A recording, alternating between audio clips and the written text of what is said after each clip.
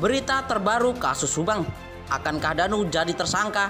Inilah beberapa fakta yang bisa menyeretnya. Namun sebelum lanjut, mohon subscribe channel ini dulu agar kalian tidak ketinggalan informasi setiap hari. Bagi kalian yang sudah subscribe, semoga banyak rezekinya dan sehat selalu.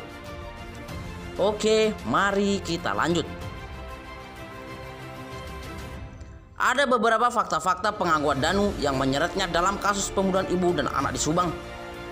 Menerobos garis polisi lain yang bisa dikategorikan melanggar hukum pidana. Kuasa hukum Yosef, Roman Hidayat, dengan terang-terangan meminta Muhammad Ramdhanu alias Danu dan oknum Banpol segera ditetapkan menjadi tersangka. Pernyataan itu mengejutkan kuasa hukum Yosef Subang ini bukan tanpa alasan, karena menurutnya Danu dan oknum Banpol itu telah leluasa menerobos garis polisi tempat kejadian perkara kasus pembunuhan ibu dan anak di Subang yang menewaskan Tuti Suhartini dan Amalia Mustika Ratu. Menurut Roman Hidayat, bila menerobos berarti sudah melanggar KUH pidana karena saja mereka menghilangkan barang bukti seperti diatur dalam pasal 221 ayat 2 KUHP. Roman Hidayat pun membuat pernyataan itu karena memang kuasa hukum Danu pun mengakuinya bahwa Danu disuruh oknum Banpol untuk masuk ke TKP pembunuhan anak dan ibu di Subang. Yang jelas setelah dipolis lain, siapapun tidak boleh masuk ke TKP dan barang siapa yang masuk itu sudah melanggar KUHP dan bisa dijadikan tersangka. Makanya saya minta polisi segera menetapkan Danu dan oknum Banpol sebagai tersangka, ungkap Rohman. Membersihkan bak mandi di tempat kejadian perkara.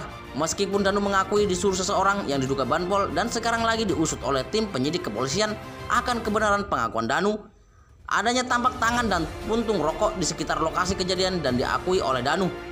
Tapak tangan Danu di sekitar lokasi karena dia disuruh membantu membuka pintu yang susah dibuka dan tidak memakai sarung tangan. Adanya sidik jari di dalam mobil mengenai sidik jari Danu di mobil tempat pembunuhan.